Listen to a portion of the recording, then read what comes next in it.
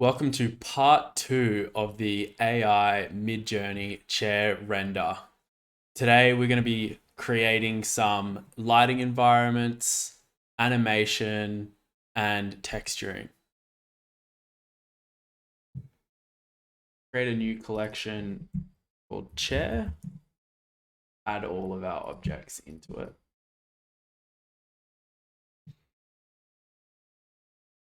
By default, the camera will be positioned somewhere within the scene. So let's just zero out the location and the rotation.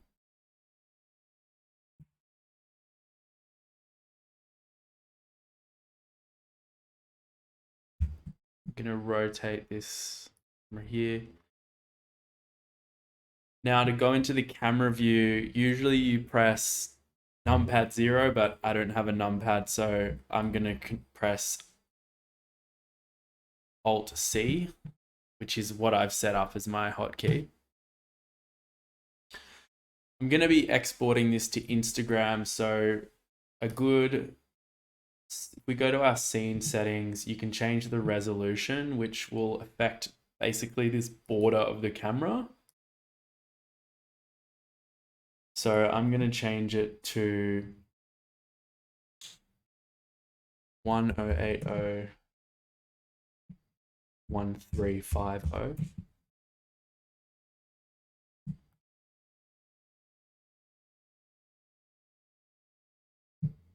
I'm also going to turn on the passer pout.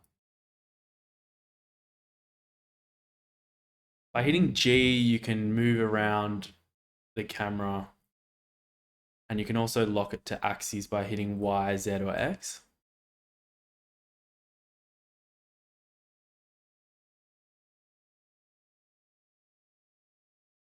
It's good to me. By default, the camera focal length is at 50 millimeters. This is a very standard sized lens, and I think for this particular shot will be just fine. Okay, let's create a plane as our floor. And let's duplicate this plane to create our backdrop.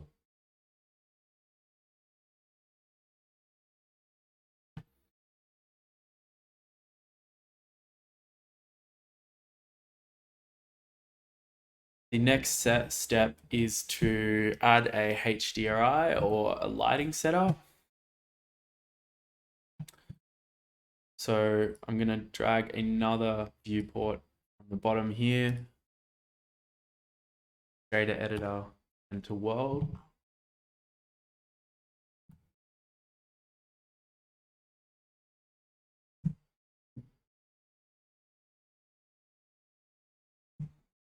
So let's create a new node and create an environment texture, plug that into the background. I'm also going to use my node wrangler add-on. So again, just make sure that this is enabled in your add-ons. And add a texture setup. This is good for when we want to just rotate the environment around to get different lighting angles.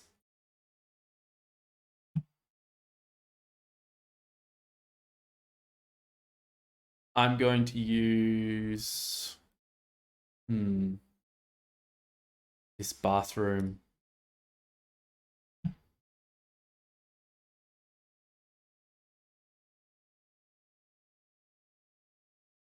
Now let's make sure that our render settings are on GPU. You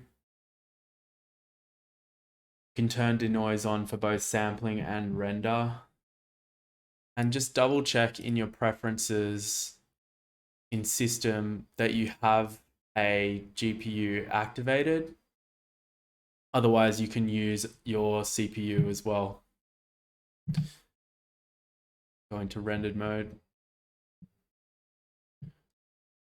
It looks like we've still got our box visible, so let's just hide these for now. Awesome. So there is our chair.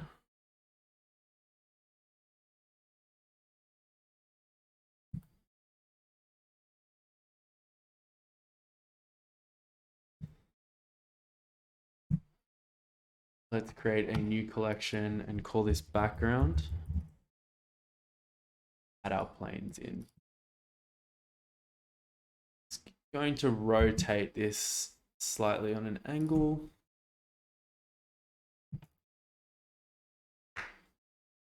And we can now rotate our HDRI.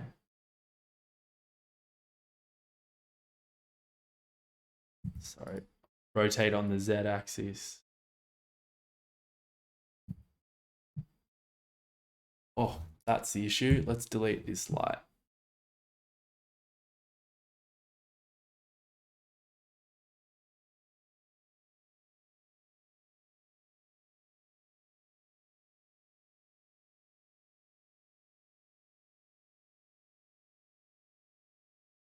That's looking good to me.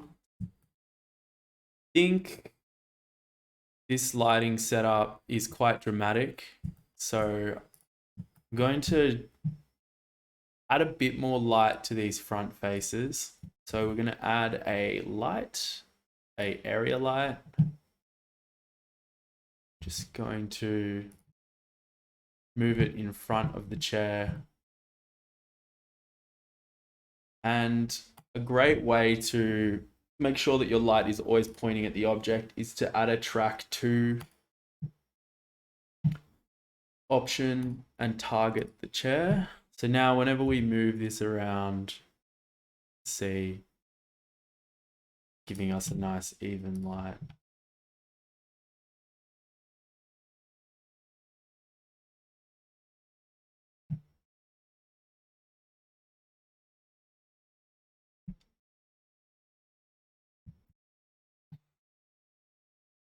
Looking at our timber texture, it is pretty shiny. And I think that is because by default, we go to our shader editor to object. By default, Pixel adds a clear coat. So let's delete the clear coat. Looking better. And let's preview the color ramp node by hitting Control, Shift, and click.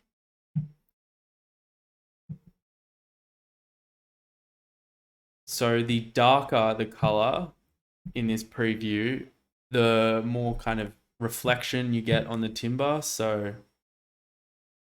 let's pull in these blacks a little bit more.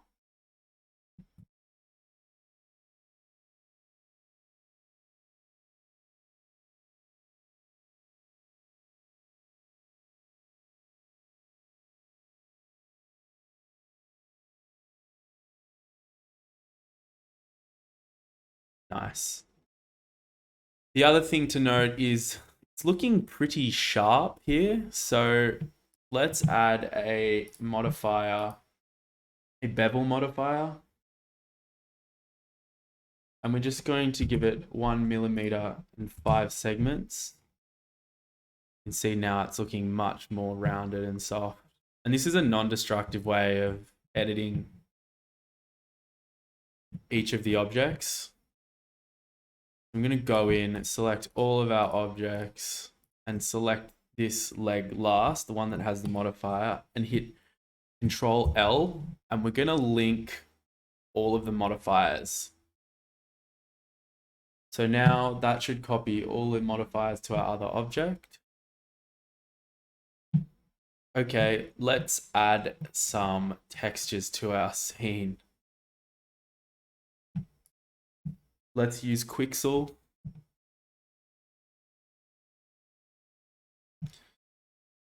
And concrete, smooth. Let's add this worn concrete floor. I'm going to export this to Blender. And while we're here, I'm also going to export the background, the backdrop, which will be a wall texture. We'll go plaster. And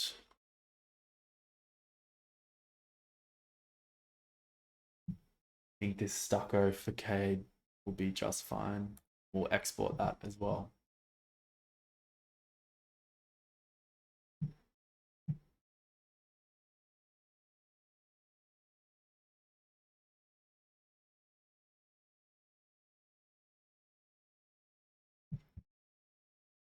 Now, again, we have to make sure that we change the node input,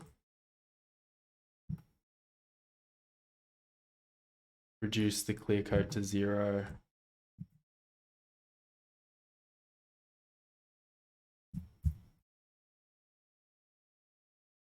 I want this floor to be a little bit more shiny than this, so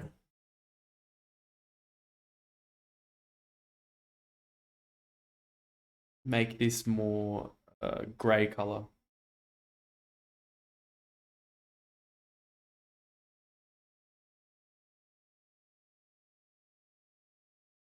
Better.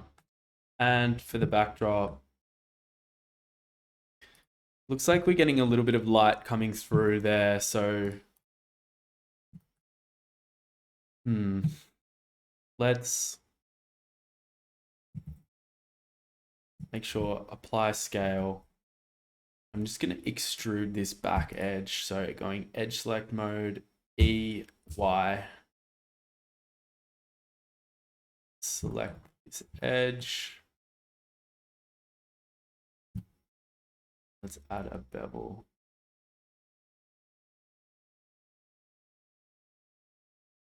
Uh, 2 millimeters. Probably only need 8 segments.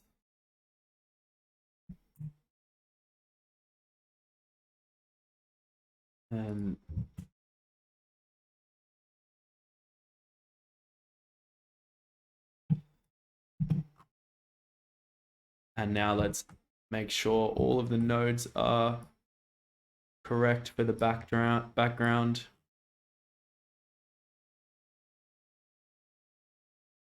Let's go into animation tab. I'm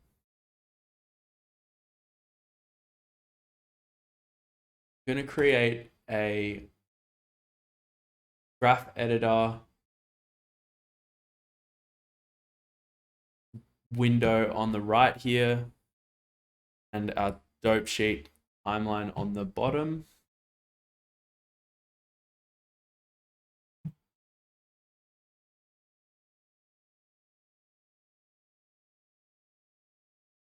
Let's set our frames to 300. I'm going to move the time to 260. Let's select our leg.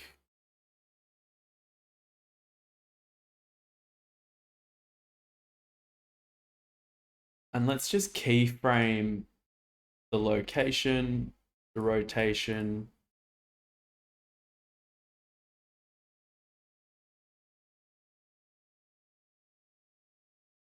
Go back to 0. And let's lay the leg flat on the floor, holding control to get an increment rotation.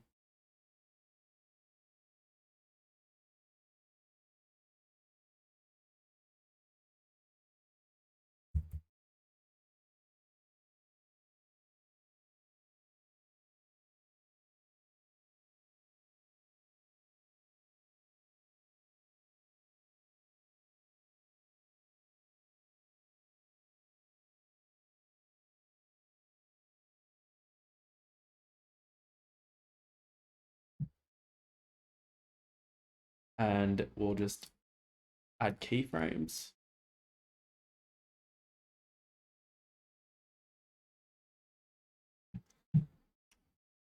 Let's have a look.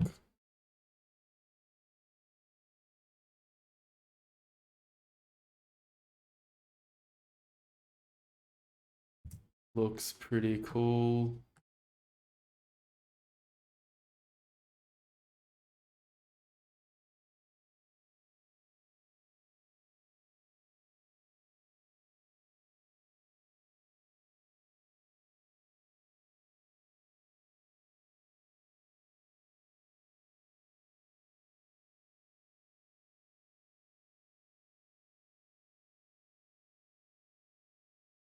Looks like we've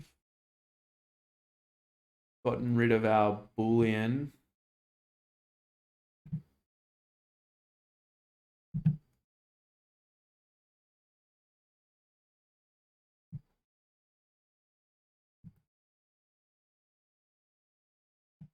Let's just apply this. And there we have it.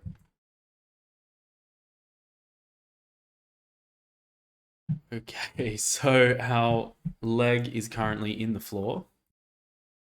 So to fix this, we can start adjusting the curves.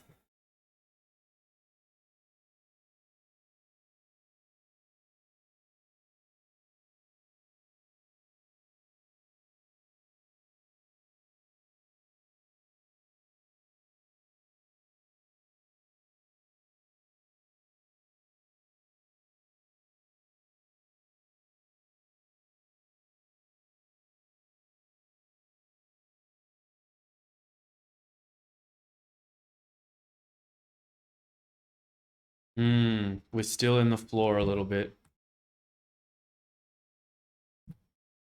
Maybe we can adjust the rotation slightly.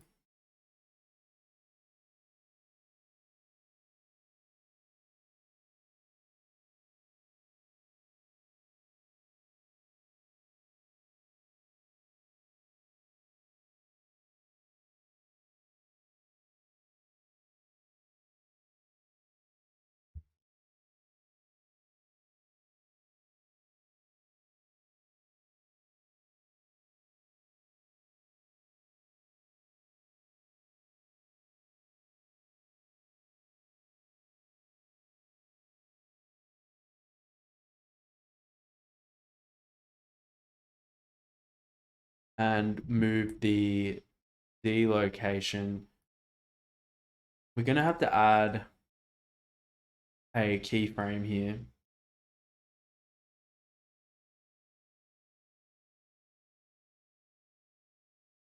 And just move it up slightly.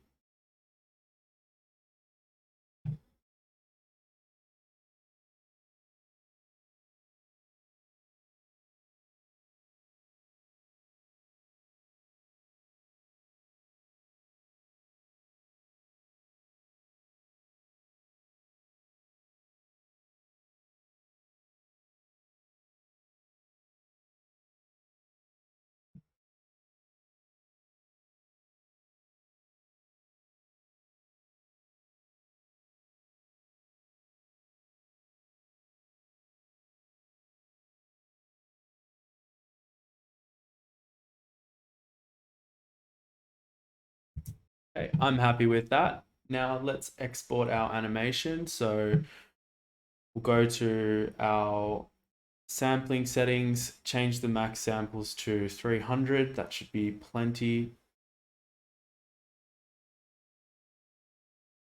Light paths, default settings at 12, 4, 4, 12. In our color management, we've just got it set to filmic and medium high contrast.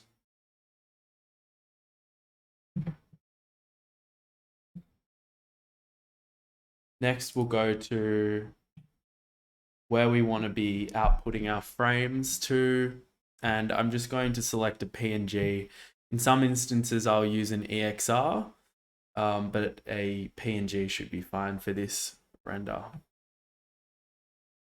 Thanks for watching, guys. I hope you had fun with this one and look forward to sharing more fun projects with you in the future.